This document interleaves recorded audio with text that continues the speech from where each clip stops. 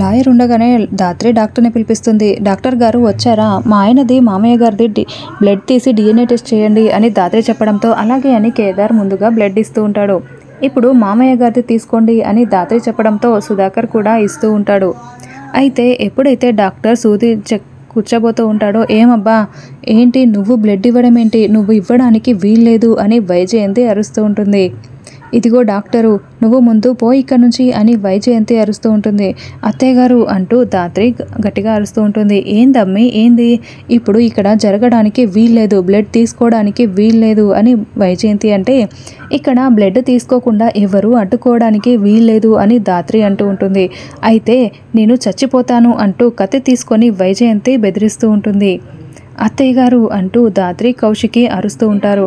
చూడమ్మి, నువ్వు కానీ ఈ టెస్ట్ జరగదు అని చెప్పకపోతే నేను నిజంగానే చేయి కోసుకుంటాను అని చాక్ చూపిస్తూ వైజయంతి బెదిరిస్తూ ఉంటుంది.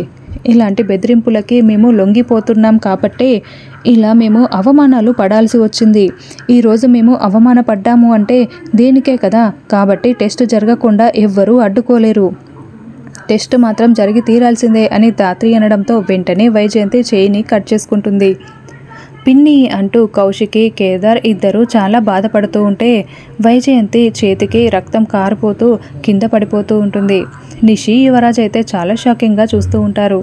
అయినా కూడా ధాత్రి ఏమాత్రం తగ్గకుండా ఇవాళ ఏం జరిగినా సరే ఈ టెస్ట్ మాత్రం జరిగి తీరుతుంది అని వైజయంతి అలా రక్తపు మడుగులో ఉన్నా కూడా ధాత్రి అలా మాట్లాడుతూ ఉంటుంది. వైజయంతి చాలా షాకింగ్గా చూస్తూ ఉంటుంది.